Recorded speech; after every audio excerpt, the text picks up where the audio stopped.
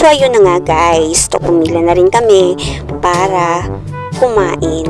So, ang dami rin tao. Maraming nagsasabi, wala na raw kumakain. Pero kita nyo naman, may mga kumakain pa rin.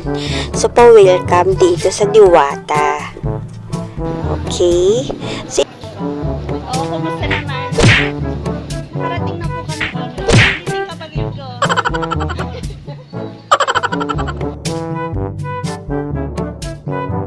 taga-summer din yan silang lahat.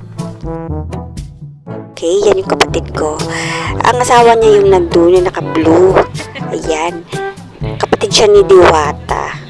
Kita nyo naman, sobrang tsatsaga ng mga taong pumila para lang tikman ang masarap na Paris Overload ni Diwata. Ang haling tapat, kaya guys, sobrang busy nila at sobrang ang daming tao. Kaya naman ito, chicken tayo. Chicken. So, first batch pa lang yan. Okay? So, yeah, pumila na rin kami para matikman ang Paris Overload. Okay? So, kailangan may stub muna bago pumila. Kasi kung wala kang stub, wala ka. Hindi ka magbibigyan ng food. Ayan, kumuha na kami ng kalamansi. Pumila na kami dito.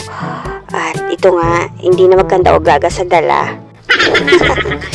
Ibang ang camera ay hawak din. At babaon ka talaga dito guys ng maraming pasensya habang nag-aantay ng mapopwestuhan.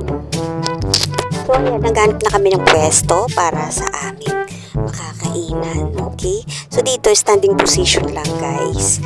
So ay, nakapila ako dito sabay-sabay. So ayan, finally nakahanap kami ng pwesto. At ito nga, after namin kumain, may pa-Sharon pa ang lola mo. So, ayan. So, yung mga sobra dyan. So, hindi naman siya nasayang, guys. Kasi pa-Sharon pa.